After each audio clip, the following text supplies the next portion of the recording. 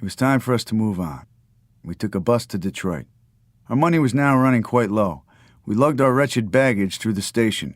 By now, Dean's thumb bandage was almost as black as coal and all unrolled. We were both as miserable looking as anybody could be after all the things we'd done. Exhausted, Dean fell asleep in the bus that roared across the state of Michigan. I took up a conversation with a gorgeous country girl wearing a low-cut cotton blouse that displayed the beautiful suntan on her breast tops. She was dull. She spoke of evenings in the country making popcorn on the porch. Once this would have gladdened my heart, but because her heart was not glad when she said it, I knew there was nothing in it but the idea of what one should do. And what else do you do for fun? I tried to bring up boyfriends and sex. Her great dark eyes surveyed me with emptiness and a kind of chagrin that reached back generations and generations in her blood from not having done what was crying to be done, whatever it was, and everybody knows what it was. What do you want out of life? I wanted to take her and wring it out of her. She didn't have the slightest idea what she wanted. She mumbled of jobs, movies, going to her grandmother's for the summer, wishing she could go to New York and visit the Roxy, what kind of outfit she would wear. Something like the one she wore last Easter, white bonnet, roses, rose pumps, and lavender gabardine coat. What do you do on Sunday afternoons? I asked. She sat on her porch. The boys went by on bicycles and stopped to chat. She read the funny papers. She reclined on the hammock. What do you do on a warm summer's night? She sat on the porch. She watched the cars in the road. She and her mother made popcorn. What does your father do on a summer's night? He works. He has an all-night shift at the boiler factory. He spent his whole life supporting a woman in her outpoppings and no credit or adoration. What does your brother do on a summer's night? He rides around on his bicycle. He hangs out in front of the soda fountain. What is he aching to do? What are we all aching to do? What do we want? She didn't know. She yawned. She was sleepy. It was too much. Nobody could tell. Nobody would ever tell. It was all over. She was 18 and most lovely, and lost. Dean and I, ragged and dirty as if we had lived off Locust, stumbled out of the bus in Detroit. We decided to stay up in all-night movies on Skid Row. It was too cold for parks. Hassel had been here on Detroit Skid Row. He had dug every shooting gallery and all-night movie and every brawling bar with his dark eyes many a time. His ghost haunted us. We'd never find him on Times Square again. We thought maybe by accident old Dean Moriarty was here too, but he was not. For 35 cents each, we went into the beat-up old movie and sat down on the balcony till morning, when we were shooed downstairs. The people who were in that all-night movie were the end. Beat Negroes who'd come up from Alabama to work in car factories on a rumor. Old white bums, young long-haired hipsters who'd reached the end of the road and were drinking wine, whores, ordinary couples, and housewives with nothing to do, nowhere to go, nobody to believe in. If you sifted all Detroit in a wire basket, the beater-solid core of dregs couldn't be better gathered. The picture was singing cowboy Eddie Dean in his gallant white horse Bloop. That was number one. Number two double feature film was George Raft, Sidney Greenstreet, and Peter Lorre in a picture about Istanbul. We saw both of these things 6 times each during the night. We saw them waking, we heard them sleeping. We sensed them dreaming. We were permeated completely with the strange, gray myth of the West and the weird, dark myth of the East when morning came. All my actions since then have been dictated automatically to my subconscious by this horrible osmotic experience. I heard Big Greenstreet sneer 100 times. I heard Peter Lorre make his sinister come on. I was with George Raft in his paranoid fears. I rode and sang with Eddie Dean and shot up the Rustlers innumerable times. People slugged out of bottles and turned around and looked everywhere in the dark theater for something to do, somebody to talk to. In the head, everybody was guiltily quiet. Nobody talked. In the gray dawn that puffed ghost-like about the windows of the theater and hugged its eaves, I was sleeping with my head on the wooden arm of a seat as 6 attendants of the theater converged with their night's total of swept-up rubbish and created a huge, dusty pile that reached to my nose as I snored head down, till they almost swept me away too. This was reported to me by Dean, who was watching from 10 seats behind. All the cigarette butts, the bottles, the matchbooks, the come and the gone, were swept up in this pile. Had they taken me with it, Dean would have never seen me again. He would have had to roam the entire United States and look in every garbage pail from coast to coast before he found me embryonically convoluted among the rubbishes of my life, his life, and the life of everybody concerned and not concerned. What would I have said to him from my rubbish womb? Don't bother me, man. I'm happy where I am. You lost me one night in Detroit in August 1949. What right have you to come and disturb my reverie in this pukish can? In 1942, I was a star in one of the filthiest dramas of all time. I was a seaman and went to the Imperial Cafe on Scollay Square in Boston to drink. I drank 60 glasses of beer and retired to the toilet, where I wrapped myself around the toilet bowl and went to sleep. During the night, at least 100 seamen and assorted civilians came in and cast their sentient debauchements on me till I was unrecognizably caked. What difference does it make, after all? Anonymity in the world of men is better than fame in heaven. For what's heaven? What's earth? All in the mind. Gibberishly, Dean and I stumbled out of this horror hole at dawn and went to find our travel bureau car. After spending a good part of the morning in Negro bars and chasing gals and listening to jazz records on jukeboxes, we struggled 5 miles in local buses with all our crazy gear and got to the home of a man who was going to charge us $4 apiece for the ride to New York. He was a middle-aged blond fellow with glasses, with a wife and kid and a good home. We waited in the yard while he got ready. His lovely wife in cotton kitchen dress offered us coffee, but we were too busy talking. By this time, Dean was so exhausted and out of his mind that everything he saw delighted him. He was reaching another pious frenzy. He sweated and sweated. The moment we were in the new Chrysler and off to New York, the poor man realized he had contracted a ride with 2 maniacs. But he made the best of it, and in fact got used to us just as we passed Briggs Stadium and talked about next year's Detroit Tigers. In the misty night, we crossed Toledo and went onward across Old Ohio. I realized I was beginning to cross and recross towns in America as though I were a traveling salesman. Raggedy travelings, bad stock, rotten beans in the bottom of my bag of tricks. Nobody buying. The man got tired near Pennsylvania, and Dean took the wheel and drove clear the rest of the way to New York. And we began to hear the Symphony Sid show on the radio, with all the latest bop, and now we were entering the great and final city of America. We got there in early morning. Times Square was being torn up, for New York never rests. We looked for Hassel automatically as we passed. In an hour, Dean and I were out at my aunt's new flat in Long Island, and she herself was busily engaged with painters who were friends of the family, and arguing with them about the price as we stumbled up the stairs from San Francisco. "Sal," said my aunt, "Dean can stay here a few days, and after that he has to get out. Do you understand me?" The trip was over. Dean and I took a walk that night among the gas tanks and railroad bridges and fog lamps of Long Island. I remember him standing under a street lamp. "Just as we passed that other lamp, I was going to tell you a further thing, Sal. But now I am parenthetically continuing with a new thought, and by the time we reach the next, I'll return to the original subject. Agreed?" I certainly agreed. We were so used to traveling, we had to walk all over Long Island. But there was no more land, just the Atlantic Ocean, and we could only go so far. We clasped hands and agreed to be friends forever. Not 5 nights later, we went to a party in New York, and I saw a girl called Inez, and told her I had a friend with me that she ought to meet sometime. I was drunk and told her he was a cowboy. "Oh, I've always wanted to meet a cowboy." "Dean," I yelled across the party, which included Angel Luz Garcia, the poet, Walter Evans, Victor Villanueva, the Venezuelan poet, Ginny Jones, a former love of mine, Carlo Marx, Gene Dexter, and innumerable others. "Come over here, man." Dean came bashfully over. An hour later, in the drunkenness and shishiness of the party, it's in honor of the end of the summer, of course, he was kneeling on the floor with his chin on her belly and telling her and promising her everything and sweating.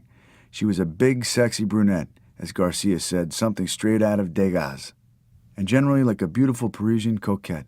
In a matter of days, they were dickering with Camille in San Francisco by long-distance telephone for the necessary divorce papers so they could get married.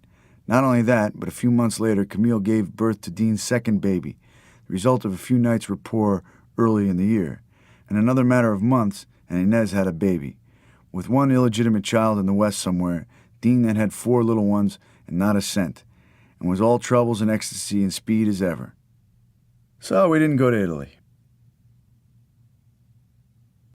I came into some money from selling my book. I straightened out my aunt with the rent for the rest of the year. Whenever spring comes to New York, I can't stand the suggestions of the land that come blowing over the river from New Jersey, and I've got to go. So I went. For the first time in our lives, I said goodbye to Dean in New York and left him there. He worked in a parking lot on Madison and 40th. As ever, he rushed around in his ragged shoes and t-shirt and belly-hanging pants all by himself, straightening out immense noontime rushes of cars. When I usually came to visit him at dusk, there was nothing to do. He stood in the shack counting tickets and rubbing his belly. The radio was always on. "Man, have you dug that Mad Marty Glickman announcing basketball games? Up to midcourt, bounce, fake set shot, swish, 2 points. Absolutely the greatest announcer I've ever heard." He was reduced to simple pleasures like these. He lived with Inez in a cold water flat in the East 80s. When he came home at night, he took off all his clothes and put on a hip-length Chinese silk jacket and sat in his easy chair to smoke a water pipe loaded with tea. These were his coming-home pleasures, together with a deck of dirty cards. "Lately, I've been concentrating on this deuce of diamonds. Have you noticed where her other hand is? I'll bet you can't tell. Look long and try to see." He wanted to lend me the deuce of diamonds, which depicted a tall, mournful fellow and a lascivious, sad whore on a bed trying a position. "Go ahead, man. I've used it many times." Inez cooked in the kitchen and looked in with a wry smile. Everything was all right with her. Dig her, man. That's Inez, see? That's all she does. She pokes her head in the door and smiles. Oh, I've talked with her and we've got everything straightened out most beautifully. We're going to go live on a farm in Pennsylvania this summer. Station wagon for me to cut back to New York for kicks. Nice big house and have a lot of kids in the next few years. God. He leaped out of the chair and put on a Willie Jackson record, Gator Tail. He stood before it, socking his palms and rocking and pumping his knees to the beat. "Whoa, that son of a bitch. First time I heard him, I thought he'd die the next night, but he's still alive." This was exactly what he'd been doing with Camille and Frisco on the other side of the continent. The same battered trunk stuck out from under the bed, ready to fly. Inez called up Camille on the phone repeatedly and had long talks with her. They even talked about his joint, or so Dean claimed. They exchanged letters about Dean's eccentricities.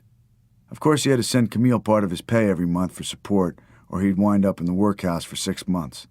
To make up lost money, he pulled tricks in the lot, a change artist of the first order. I saw him wish a well-to-do man Merry Christmas so volubly, a 5-spot and change for 20 was never missed. We went out and spent it in Birdland, the bop joint. Lester Young was on the stand, eternity on his huge eyelids. One night we talked on the corner of 47th Street and Madison Avenue at 3 in the morning. "Well, Sal, damn, I wish you weren't going, I really do. It'll be my first time in New York without my old buddy." And he said, "New York, I stop over in it. Frisco's my hometown. All the time I've been here, I haven't had any girl but Inez. This only happens to me in New York. Damn. But the mere thought of crossing that awful continent again. Sal, we haven't talked straight in a long time." In New York, we were always jumping around frantically with crowds of friends at drunken parties. It somehow didn't seem to fit Dean. He looked more like himself huddling in the cold, misty spray of the rain on empty Madison Avenue at night. "Inez loves me, she told me, and promised me I can do anything I want, and there'll be a minimum of trouble. You see, man, you get older and troubles pile up. Someday you and me will be coming down an alley together at sundown and looking in the cans to see." "You mean we'll end up old bums?" "Why not, man? Of course we will if we want to and all that. There's no harm ending that way. You spend a whole life of non-interference with the wishes of others, including politicians and the rich, and nobody bothers you, and you cut along and make it your own way." I agreed with him. He was reaching his Dow decision in the simplest direct way. "What's your road, man? Holy Boy Road, Madman Road, Rainbow Road, Guppy Road, any road. It's an anywhere road for anybody anyhow. Where body how?" We nodded in the rain. "Shit. And you've got to look out for your boy. He ain't a man unless he's a jumping man. And do what the doctor says. I'll tell you, Sal, straight. No matter where I live, my trunk's always sticking out from under the bed. I'm ready to leave or get thrown out. I've decided to leave everything out of my hands. You've seen me try and break my ass to make it, and you know that it doesn't matter, and we know time, and how to slow it up, and walk and dig, and just old-fashioned spade kicks. What other kicks are there? We know." We sighed in the rain. It was falling all up and down the Hudson Valley that night. The great world piers of the sea-wide river were drenched in it. Old steamboat landings at Poughkeepsie were drenched in it. Old Split Rock Pond of Sources was drenched in it. Vanderwacker Mount was drenched in it. "So," said Dean, "I'm cutting along in my life as it leads me. You know, I recently wrote my old man in jail in Seattle. I got the first letter in years from him the other day." "Did you?" Yes. He said he wanted to see the baby, spelt it with 2 B's, when he can get to Frisco." I found a 13-a-month cold water pad on East 40th. If I can send him the money, he'll come and live in New York. If he gets here. I never told you much about my sister, but you know I have a sweet little kid sister. I'd like to get her to come and live with me, too. Where is she? Well, that's just it. I don't know. He's going to try to find her, the old man, but you know what he'll really do. So he went to Seattle, and straight to messy jail. Where was he? Texas. So you see, man, my soul, the state of things, my position. You notice I get quieter. Yes, that's true. Dean had grown quiet in New York. He wanted to talk. We were freezing to death in the cold rain. We made a date to meet at my aunt's house before I left. It came the following Sunday afternoon. I had a television set. We played one ball game on the TV, another on the radio, and kept switching to a third, and kept track of all that was happening every moment. Remember, Sal, Hodges is on second in Brooklyn, so while the relief pitcher is coming in for the Phillies, we'll switch to Giants-Boston, and at the same time notice there DiMaggio has 3 balls count, and the pitcher is fiddling with the resin bag. So we quickly find out what happened to Bobby Thompson when we left him 30 seconds ago with a man on third. Yes. Later in the afternoon, we went out and played baseball with the kids in the sooty field by the Long Island rail yard. We also played basketball so frantically the younger boys said, "Take it easy, you don't have to kill yourself." They bounced smoothly all around us and beat us with ease. Dean and I were sweating. At one point, Dean fell flat on his face on the concrete court. We huffed and puffed to get the ball away from the boys. They turned and flipped it away. Others darted in and smoothly shot over our heads. We jumped at the basket like maniacs. The younger boys just reached up and grabbed the ball from our sweating hands and dribbled away. We were like hot rock black-belly tenormen mad of American back alley go music, trying to play basketball against Stan Getz and Cool Charlie. They thought we were crazy. Dean and I went back home playing catch from each sidewalk of the street. We tried extra special catches, diving over bushes and barely missing posts. When a car came by, I ran alongside and flipped the ball to Dean, just barely behind the vanishing bumper. He darted and caught it and rolled in the grass, and flipped it back for me to catch on the other side of the parked bread truck. I just made it with my meat hand and threw it back so Dean had to whirl and back up and fall on his back across the hedges. Back in the house, Dean took his wallet, harumphed, and handed my aunt $15 he owed her from the time we got a speeding ticket in Washington. She was completely surprised and pleased. We had a big supper. "Well, Dean," said my aunt, "I hope you'll be able to take care of your new baby that's coming and stay married this time." Yes. You can't go all over the country having babies like that. Those poor little things will grow up helpless. You've got to offer them a chance to live. He looked at his feet and nodded. In the raw red dusk, we said goodbye, on a bridge over a superhighway. "I hope you'll be back in New York when I get back," I told him. "All I hope, Dean, is someday we'll be able to live on the same street with our families and get to be a couple of old-timers together." That's right, man. You know that I pray for it completely, mindful of the troubles we both had and the troubles coming, as your aunt knows and reminds me. I didn't want the new baby. Inez insisted, and we had a fight. Did you know Mary Lou got married to a used car dealer in Frisco, and she's having a baby? Yes, we're all getting in there now. Ripples in the upside-down lake of the void is what I should have said. The bottom of the world is gold, and the world is upside down. He took out a snapshot of Camille in Frisco with the new baby girl. The shadow of a man crossed a child on the sunny pavement. 2 long trouser legs in the sadness. Who's that? That's only Ed Dunkel. He came back to Galatea. They're gone to Denver now. They spend a day taking pictures. Ed Dunkel, his compassion unnoticed like the compassion of saints. Dean took out other pictures. I realized these were all the snapshots which our children would look at someday with wonder, thinking their parents had lived smooth, well-ordered, stabilized within the photo lives, and got up in the morning to walk proudly on the sidewalks of life, never dreaming the raggedy madness and riot of our actual lives, or actual night, the hell of it, the senseless nightmare road, all of it inside endless, beginningless emptiness, pitiful forms of ignorance. Goodbye, goodbye. Dean walked off in the long red dusk. Locomotive smoked and reeled above him. His shadow followed him. It aped his walk and thoughts and very being. He turned and waved coyly, bashfully. He gave me the boomer's highball. He jumped up and down. He yelled something I didn't catch. He ran around in a circle. All the time he came closer to the concrete corner of the railroad overpass. He made one last signal. I waved back. Suddenly he bent to his life and walked quickly out of sight. I gaped into the bleakness of my own days. I had an awful long way to go too. The following midnight singing this little song. Home in Missoula, home in Truckee, home in Opelousas, ain't no home for me. Home in Old Medora, home in Wounded Knee, home in Ogallala, home I'll never be. I took the Washington bus, wasted some time there wandering around, went out of my way to see the Blue Ridge, heard the bird of Shenandoah and visited Stonewall Jackson's grave. At dusk stood expectorating in the Kanawha River and walked the hillbilly night of Charleston, West Virginia. At midnight, Ashland, Kentucky, and a lonely girl under the marquee of a closed-up show. The dark and mysterious Ohio and Cincinnati at dawn. Then in Indiana fields again, and St. Louis as ever in its great valley clouds of afternoon. The muddy cobbles and the Montana logs, the broken steamboats, the ancient signs, the grass and the ropes by the river, the endless poem. By night, Missouri, Kansas fields, Kansas night cows and the secret wides, cracker box towns with a sea for the end of every street. Dawn in Abilene, East Kansas grass has become West Kansas rangelands that climb up to the hill of the western night. Henry Glass was riding the bus with me. He had got on at Terre Haute, Indiana, and now he said to me, "I've told you why I hate the suit I'm wearing.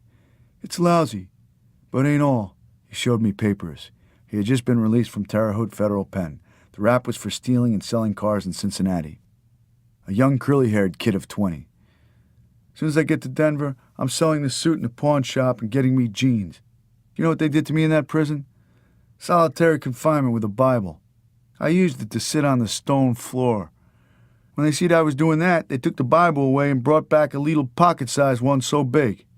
Couldn't sit on it, so I read the whole Bible and Testament. Hey.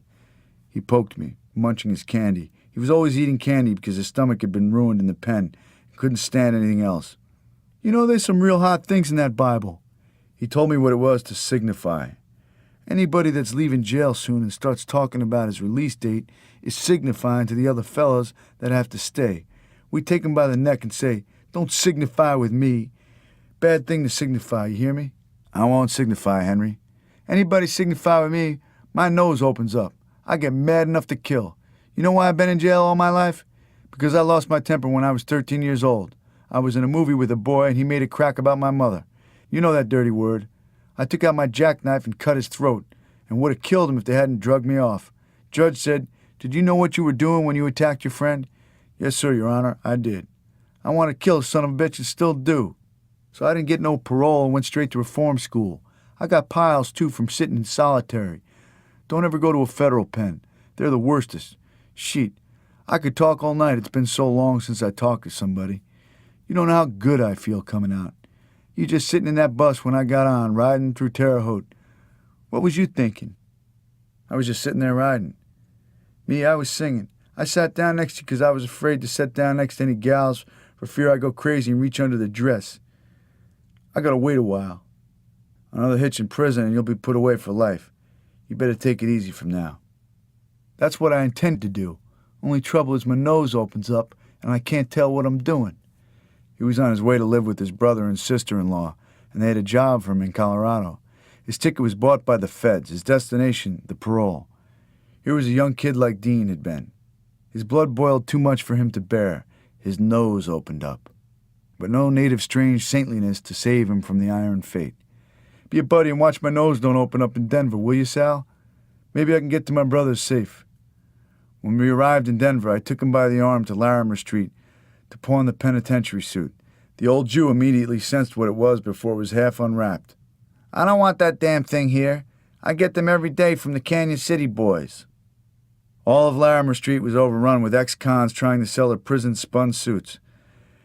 Henry ended up with the thing under his arm in a paper bag and walked around in brand-new jeans and sports shirt. We went to Dean's old Glenarm bar. On the way, Henry threw his suit in an ash can and called up Tim Gray. It was evening now. "You?" chuckled Tim Gray. "Be right over." In 10 minutes, he came loping into the bar with Stan Shepard. They'd both had a trip to France and were tremendously disappointed with their Denver lives. They loved Henry and bought him beers. He began spending all his penitentiary money left and right, Again, I was back in the soft, dark Denver night with its holy alleys and crazy houses. We started hitting all the bars in town, roadhouses out on West Colfax, 5 Points Negro bars, the works. Stan Shepard had been waiting to meet me for years, and now for the first time we were suspended together in front of a venture. Sal, ever since I came back from France, I ain't had any idea what to do with myself. Is it true you're going to Mexico? Hot damn, I could go with you. I can get $100, and once I get there, sign up for GI Bill in Mexico City College. Okay, it was agreed. Stan was coming with me. He was a rangy, bashful, shock-haired Denver boy with a big con man smile and slow, easy-going Gary Cooper movements. Hot damn, he said, and stuck his thumb on his belt and ambled down the street, swaying from side to side, but slowly. His grandfather was having it out with him. He had been opposed to France, and now he was opposed to the idea of going to Mexico. Stan was wandering around Denver like a bum because of his fight with his grandfather. That night, after we'd done all our drinking, restrained Henry from getting his nose opened up in the hot shop on Colfax, Stan scraggled off to sleep in Henry's hotel room on Glenarm. I can't even come home late. My grandfather starts fighting with me. Then he turns on my mother. I tell you, Sal, I gotta get out of Denver quick or I'll go crazy. Well, I stayed at Tim Gray's, and then later Babe Rollins fixed up a neat little basement room for me, and we all ended up there with parties every night for a week. Henry vanished off to his brothers, and we never saw him again, and never will know if anybody signified with him since, and if they'd put him away in an iron hall, or if he busts his gaskets in the night free. Tim Gray, Stan, Babe, and I spent an entire week of afternoons where the waitresses wear slacks and cut around with bashful, loving eyes. Not hardened waitresses, but waitresses that fall in love with the clientele and have explosive affairs and huff and sweat and suffer from one bar to another. We spent the same week and nights at 5 Points listening to jazz, drinking booze in crazy Negro saloons, and gabbing till 5 o'clock in the morning in my basement. Noon usually found us reclining in Babe's backyard among the little Denver kids who played cowboys and Indians and dropped on us from cherry trees in bloom. I was having a wonderful time, and the whole world opened up before me because I had no dreams. Stan and I plotted to make Tim Gray come with us, but Tim was stuck to his Denver life. I was getting ready to go to Mexico when suddenly Denver Doll called me one night and said, "Well, Sal, guess who's coming to Denver?" I had no idea. "He's on his way already." "I got this news from my grapevine. Dean bought a car and is coming out to join you." Suddenly I had a vision of Dean, a burning, shuddering, frightful angel, palpitating toward me across the road, approaching like a cloud with enormous speed, pursuing me like the shrouded traveler on the plain, bearing down on me. I saw his huge face over the plains with the mad, bony purpose and the gleaming eyes. I saw his wings. I saw his old jalopy chariot with thousands of sparking flames shooting out from it. I saw the path it burned over the road. It even made its own road and went over the corn, through cities, destroying bridges, drying rivers. It came like wrath to the west. I knew Dean had gone mad again. There was no chance to send money to either wife if he took all his savings out of the bank and bought a car. Everything was up, the jig and all. Behind him, charred ruins smoked. He rushed westward over the groaning and awful continent again, and soon he would arrive. We made hasty preparations for Dean. News was that he was going to drive me to Mexico. "Do you think he'll let me come along?" asked Stan in awe. "I'll talk to him," I said grimly. We didn't know what to expect. Where will he sleep? What's he going to eat? Are there any girls for him? It was like the imminent arrival of Gargantua. Preparations had to be made to widen the gutters of Denver and foreshorten certain laws to fit his suffering bulk and bursting ecstasies.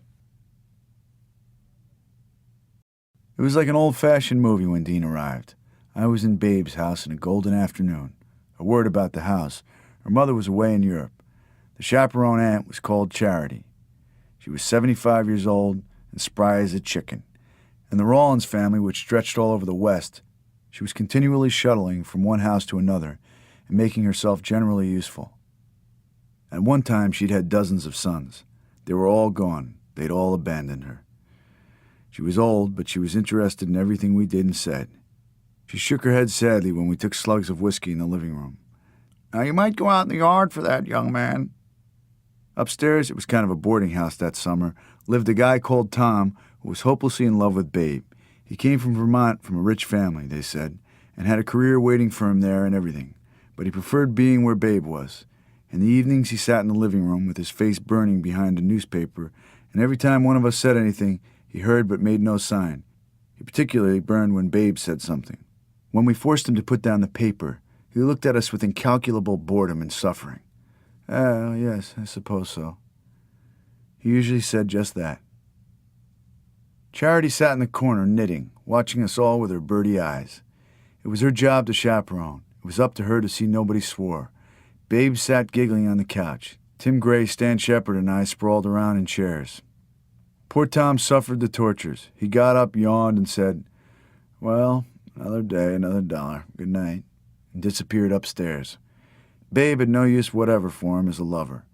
She was in love with Tim Gray. He wriggled like an eel out of her grasp. We were sitting around like this on a sunny afternoon toward supper time when Dean pulled up in front in his jalopy and jumped out in a tweed suit with vest and watch chain. "Hup, hup," I heard out on the street.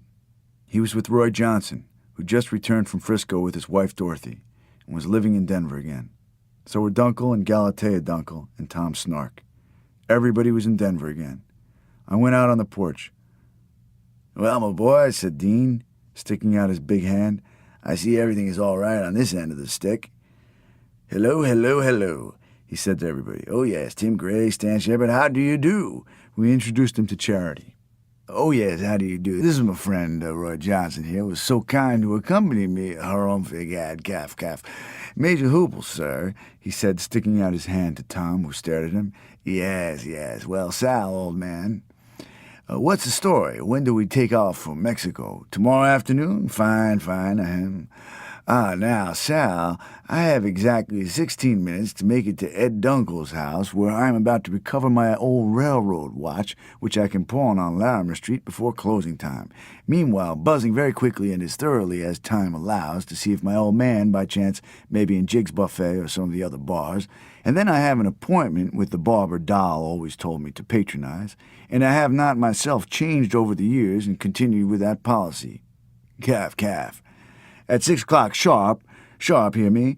I want you to be right here where I'll come buzzing by to get you for one quick run to Roy Johnson's house, play Gillespie and assorted bop records, an hour of relaxation prior to any kind of further evening you and Tim and Stan and Babe may have planned for tonight, irrespective of my arrival, which incidentally was exactly 45 minutes ago in my old 37 Ford, which you see parked out there. I made it together with a long pause in Kansas City seeing my cousin, not Sam Brady, but the younger one. And saying all these things, he was busily changing from his suit coat to T-shirt in the living room alcove, just out of sight of everyone, and transferring his watch to another pair of pants that he got out of the same old battered trunk. "And Inez," I said, "what happened in New York?" "Officially, Sal, this trip is to get a Mexican divorce, cheaper and quicker than any kind. I've Camille's agreement at last, and everything is straight, everything is fine, everything is lovely, and we know that we are now not worried about a single thing, don't we, Sal?" Well, okay. I'm always ready to follow Dean. So we all bustled to the new set of plans and arranged a big night, and it was an unforgettable night. There was a party at Ed Dunkel's brother's house. 2 of his older brothers are bus drivers. They sat there in awe of everything that went on. There was a lovely spread on the table, cake and drinks. Ed Dunkel looked happy and prosperous. "Well, are you all set with Galatea now?" "Yes, sir," said Ed, "I am sure. I'm about to go to Denver U, you know, me and Roy." "What are you going to take up?" "Oh, sociology and all that field, you know." "Say, Dean gets crazier every year, don't he?" "He sure does." Galatea Dunkel was there. She was trying to talk to somebody, but Dean held the whole floor. He stood and performed before Shepard, Tim, Babe, and myself, who all sat side by side in kitchen chairs along the wall. Ed Dunkel hovered nervously behind him. His poor brother was thrust in the background. "Hup, hup," Dean was saying, tugging at his shirt, rubbing his belly, jumping up and down. "Yes, well, we're all here together now. Years have rolled severally behind us, and yet, you see, none of us have really changed. That's what's so amazing, the durability. In fact, to prove that, I have here a deck of cards with which I can tell very accurate fortunes of all sorts." It was the dirty deck. Dorothy Johnson and Roy Johnson sat stiffly in a corner. It was a mournful party. Then Dean suddenly grew quiet and sat in a kitchen chair between Stan and me and stared straight ahead with rocky, dog-like wonder and paid no attention to anybody. He simply disappeared for a moment to gather up more energy. If you touched him, he would sway like a boulder suspended on a pebble on the precipice of a cliff. He might come crashing down or just sway rock-like. Then the boulder exploded into a flower, and his face lit up with a lovely smile, and he looked around like a man waking up and said, "Ah, look at all the nice people that are sitting here with me. Isn't it nice, Sal? Why, like I was telling Min just the other day, yes." He got up and went across the room, hand outstretched to one of the bus drivers in the party. "How do you do? My name's Dean Moriarty. Yes, I remember you well. Is everything all right? Well. Look at the lovely cake. Oh, can I have some? Just me, miserable me." Ed's sister said yes. "Oh, how wonderful. People are so nice.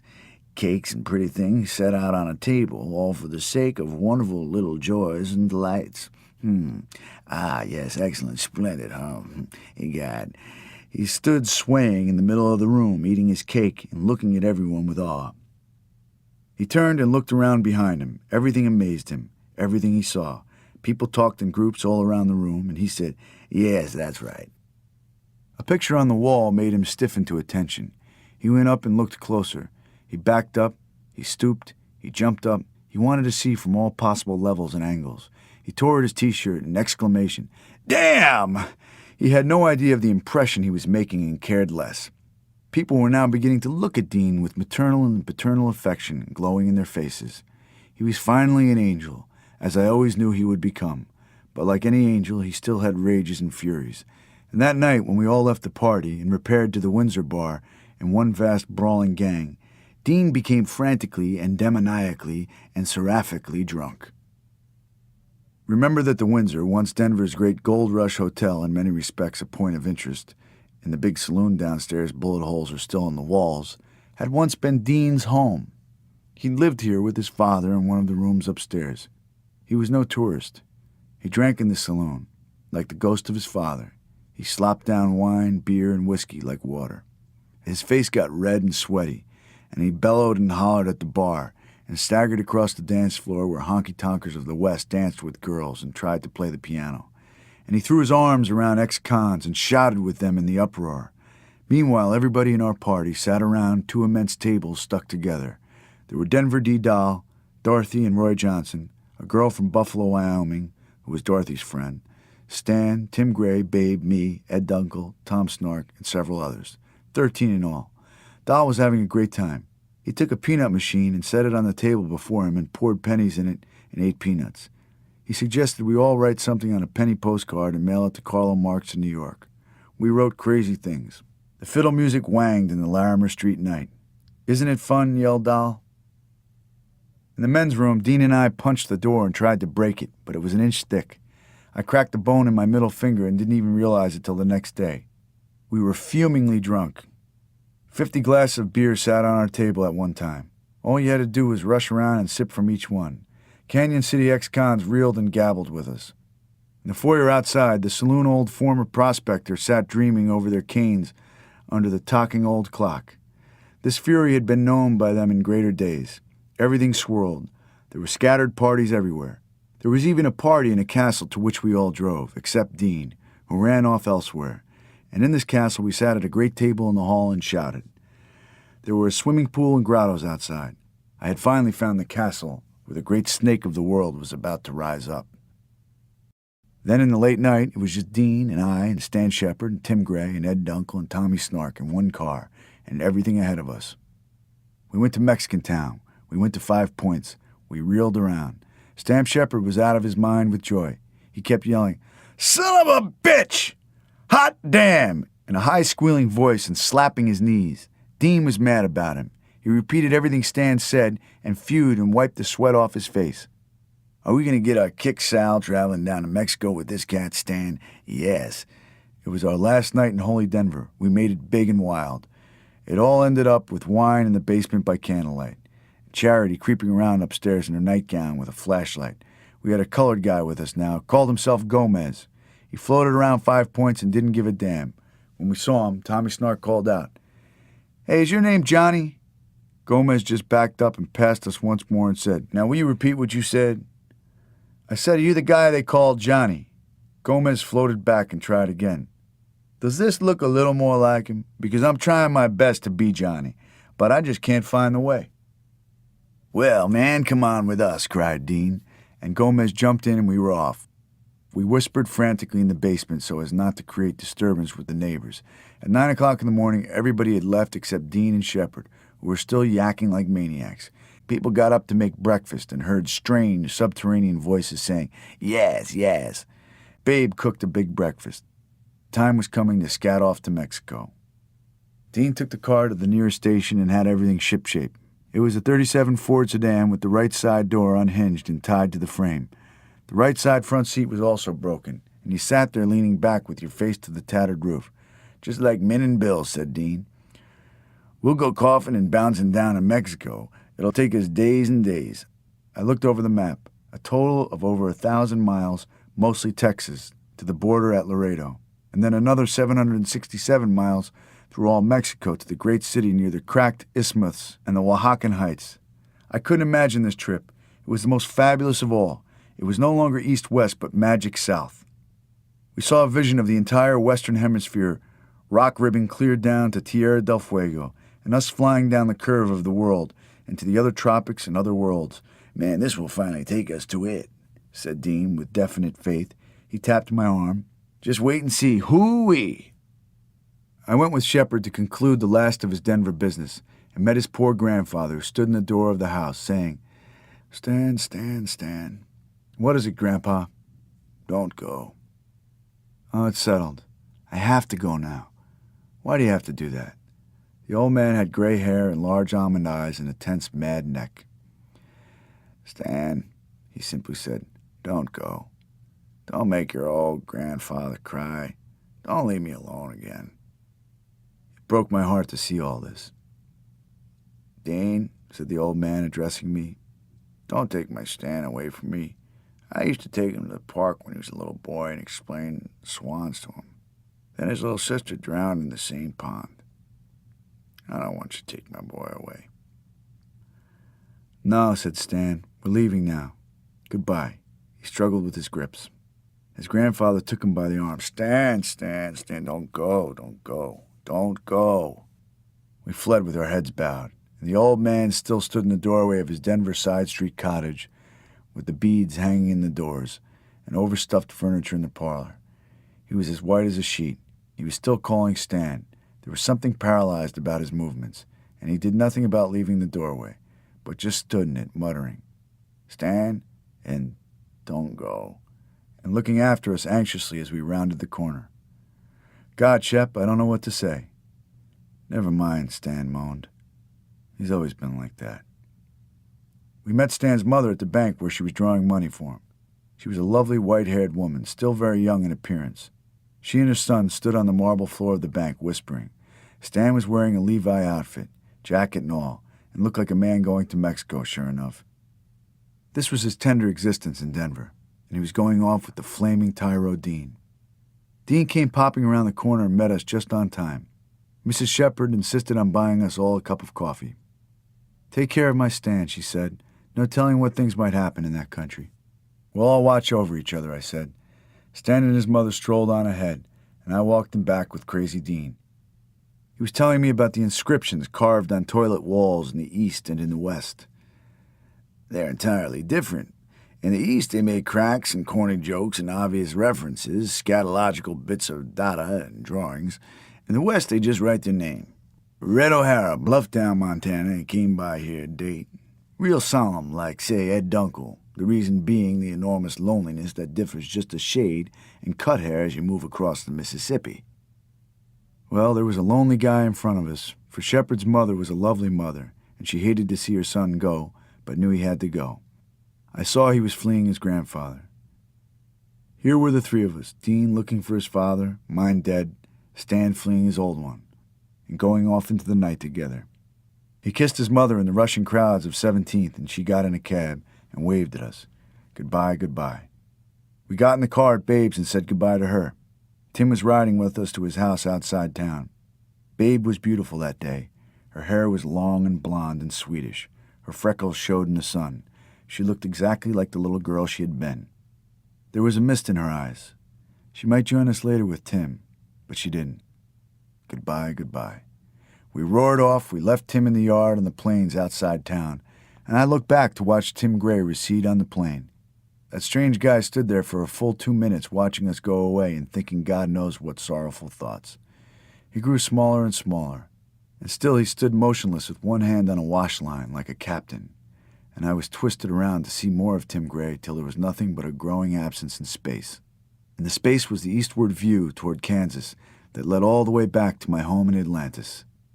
Now he pointed our rattlesnouts south and headed for Castle Rock, Colorado, as the sun turned red and the rock of the mountains to the west looked like a Brooklyn brewery in November dusks. Far up in the purple shades of the rock there was someone walking, but we could not see. Maybe that old man with the white hair I had sensed years ago up in the peaks. Zacatecas Jack. But he was coming closer to me, if only ever just behind, and Denver receded back of us like the city of salt, her smokes breaking up in the air and dissolving to our sight. It was May, and how can homely afternoons in Colorado with its farms and irrigation ditches and shady dells, the places where little boys go swimming, produce a bug like the bug that bit Stan Shepard? He had his arm draped over the broken door and was riding along and talking happily when suddenly a bug flew into his arm and embedded a long stinger in it that made him howl. It had come out of an American afternoon. He yanked and slapped at his arm and dug out the stinger, and in a few minutes his arm had begun to swell and hurt. Dean and I couldn't figure out what it was. The thing was to wait and see if the swelling went down. Here we were, heading for unknown southern lands, and barely 3 miles out of hometown, poor old hometown of childhood, a strange, feverish, exotic bug rose from secret corruptions and sent fear into our hearts. What is it? I've never known of a bug around here that can make a swelling like that. Damn, it made the trip seem sinister and doomed. We drove on. Stan's arm got worse. We'd stop at the first hospital and have him get a shot of penicillin. We passed Castle Rock, came to Colorado Springs at dark. The great shadow of Pikes Peak loomed to our right. We bowled down the Pueblo Highway. "I've hitched thousands and thousands of times on this road," said Dean. "I hid behind that exact wire fence there one night when I suddenly took fright, for no reason whatever." We all decided to tell our stories, but one by one, and Stan was first. "We've got a long way to go," preambled Dean, "so you must take every indulgence and deal with every single detail you can bring to mind. And still, it won't all be told. Easy, he cautioned Stan, who began telling his story. "You've got to relax, too." Stan swung into his life story as we shot across the dark. He started with his experiences in France, but to round out ever-growing difficulties, he came back and started at the beginning with his boyhood in Denver. He and Dean compared times they'd seen each other zooming around on bicycles. "One time you've forgotten, I know. Arapahoe Garage, recall? I bounced the ball at you on the corner, and you knocked it back to me with your fist, and it went in the sewer. Grammar days. Now recall?" Stan was nervous and feverish. He wanted to tell Dean everything. Dean was now arbiter, old man, judge, listener, approver, nodder. Yes, go on, please." We passed Walsenburg. Suddenly we passed Trinidad, where Chad King was somewhere off the road, in front of a campfire with perhaps a handful of anthropologists, and as of yore, he too was telling his life story and never dreamed we were passing at the exact moment on the highway, headed for Mexico, telling our own stories. Oh, sad American night. Then we were in New Mexico and passed the rounded rocks of Raton and stopped at a diner, ravingly hungry for hamburgers, some of which we wrapped in a napkin to eat over the border below. "The whole vertical state of Texas lies before us, Sal," said Dean. "Before we made it horizontal. Every bit as long. We'll be in Texas in a few minutes and won't be out till tomorrow this time and won't stop driving. Think of it." We drove on. Across the immense plains of night lay the first Texas town, Dalhart, which I had crossed in 1947. It lay glimmering on the dark floor of the earth 50 miles away. The land by moonlight was all mesquite and wastes. On the horizon was the moon. She fattened, she grew huge and rusty, she mellowed and rolled, till the morning star contended and dews began to blow in our windows. And still we rolled.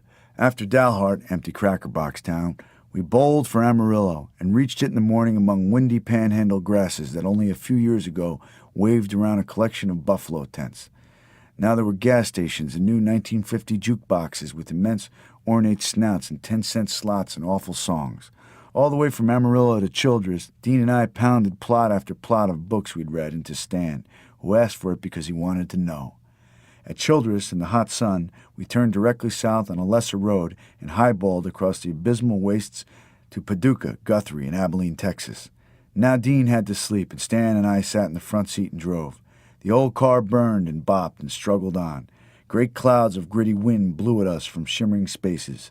Stan rolled right along with stories about Monte Carlo and Cannes-sur-Mer, and blue places near Menton where dark-faced people wandered among white walls.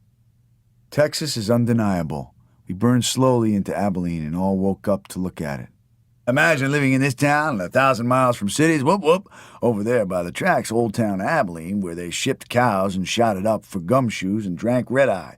Look out there, yelled Dean out the window with his mouth contorted like W.C. Fields. He didn't care about Texas or any place. Red-faced Texans paid him no mind and hurried along the burning sidewalks.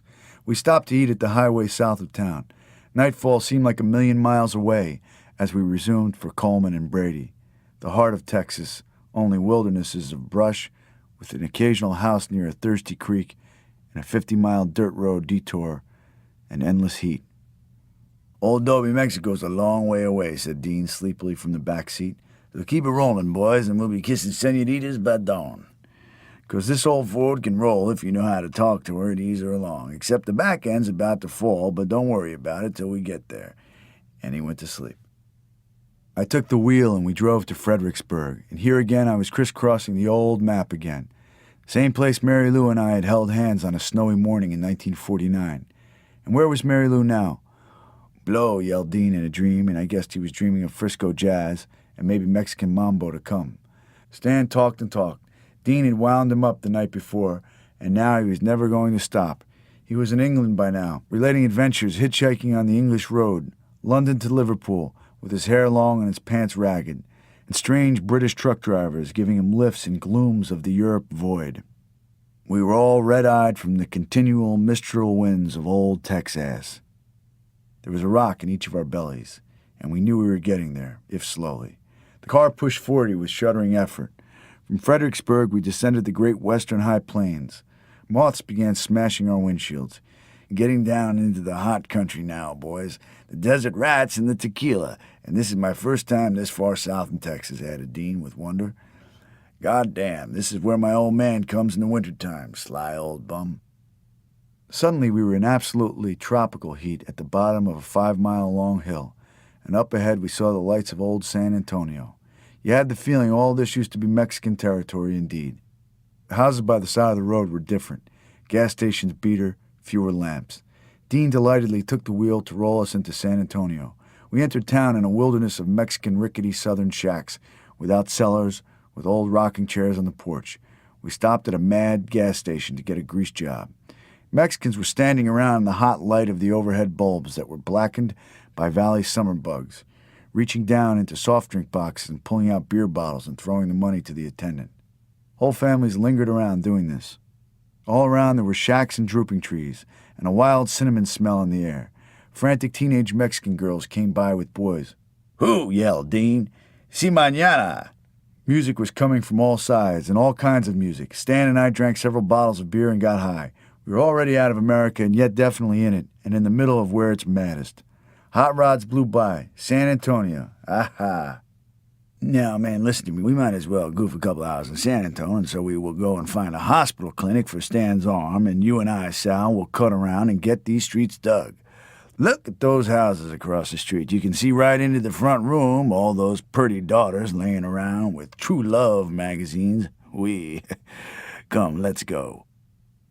We drove around aimlessly a while and asked people for the nearest hospital clinic. It was near downtown where things looked more sleek and American.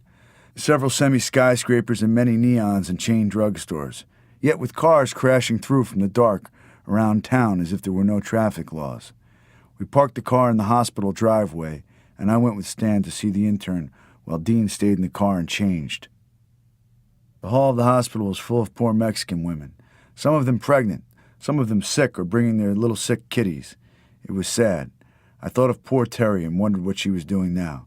Stan had to wait an entire hour till an intern came along and looked at his swollen arm. There was a name for the infection he had, but none of us bothered to pronounce it. They gave him a shot of penicillin. Meanwhile, Dean and I went out to dig the streets of Mexican San Antonio. It was fragrant and soft, the softest air I'd ever known, and dark and mysterious and buzzing. Sudden figures of girls in white bandanas appeared in the humming dark. Dean crept along and said not a word. "Oh, this is too wonderful to do anything," he whispered. "Let's just creep along and see everything. Look, a crazy San Antonio pool shack." We went in. A dozen boys were shooting pool at 3 tables, all Mexicans. Dean and I bought Cokes and shoved nickels in the jukebox and played Winoni Blues Harris and Lionel Hampton and Lucky Millinder and jumped. Meanwhile, Dean warned me to watch. "Dig now out of the corner of your eyes." We listened to Winoni blow about his baby's pudding, as we also smelled the soft air, as you say. Dig the kid, the crippled kid shooting pool at table 1. The butt of the joint's jokes, you see. He's been the butt all his life. The other fellows are merciless, but they love him. The crippled kid was some kind of malformed midget with a great big beautiful face, much too large, in which enormous brown eyes moistly gleamed. "Don't you see, Sal? A San Antonio Mex Tom Snark. The same story the world over. See, they hit him on the ass with a cue. Ha ha ha. Hear them laugh. You see, he wants to win the game. He's bet 4 bits. Watch. We watched as the angelic young midget aimed for a bank shot. He missed. The other fellows roared. "Ah, man," said Dean. "And now watch." They had the little boy by the scruff of the neck and were mauling him around playful. He squealed, he stalked out in the night, but not without a backward, bashful, sweet glance. "Ah, man, I'd love to know that gone little cat and what he thinks and what kind of girls he has. Oh, man, I'm high on this air." We wandered out and negotiated several dark, mysterious blocks. Innumerable houses hid behind verdant, almost jungle-like yards. We saw glimpses of girls in front rooms, girls on porches, girls in the bushes with boys. "I never knew this mad San Antonio. Think what Mexico would be like. Let's go. We rushed back to the hospital. Stan was ready, and he said he felt much better. We put our arms around him and told him everything we'd done. And now we were ready for the last 150 miles to the magic border. We leaped into the car and off. I was so exhausted by now, I slept all the way through Dilley and Encinal to Laredo, and didn't wake up till they were parking the car in front of a lunchroom at 2 o'clock in the morning. "Ah," sighed Dean. "The end of Texas, the end of America, and we don't know no more." It was tremendously hot. We were all sweating buckets. There was no night dew, not a breath of air, nothing except billions of moths smashing at bulbs everywhere, and the low, rank smell of a hot river in the night nearby. The Rio Grande, that begins in cool Rocky Mountain dales and ends up fashioning world valleys to mingle its heats with the Mississippi muds in the Great Gulf. Laredo was a sinister town that morning. All kinds of cab drivers and border rats wandered around, looking for opportunities. There weren't many. It was too late. It was the bottom dregs of America, where all the heavy villains sink, where disoriented people have to go to be near a specific elsewhere they can slip into unnoticed. Contraband brooded in the heavy syrup air. Cops were red-faced and sullen and sweaty. No swagger. Waitresses were dirty and disgusted. Just beyond, you could feel the enormous presence of whole great Mexico, and almost smell the billion tortillas frying and smoking in the night. We had no idea what Mexico would really be like. We were at sea level again, and when we tried to eat a snack, we could hardly swallow it. I wrapped it up in napkins for the trip anyway.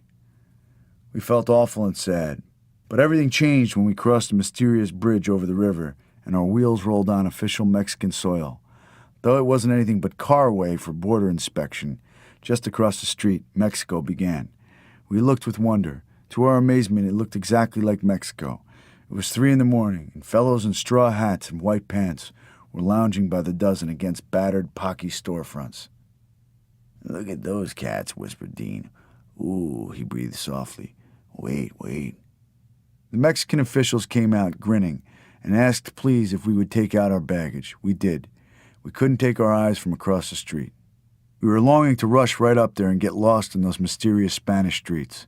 It was only Nuevo Laredo, but it looked like Holy Lhasa to us. "Man, those guys are up all night," whispered Dean. We hurried to get our papers straightened. We were warned not to drink tap water now we were over the border. The Mexicans looked at our baggage in a desultory way. They weren't like officials at all. They were lazy and tender. Dean couldn't stop staring at them. He turned to me. See how the cops are in this country. I can't believe it. He rubbed his eyes. I'm dreaming. Then it was time to change our money. We saw great stacks of pesos on the table and learned that 8 of them made an American buck or thereabouts. We changed most of our money and stuffed the big rolls in our pockets with delight.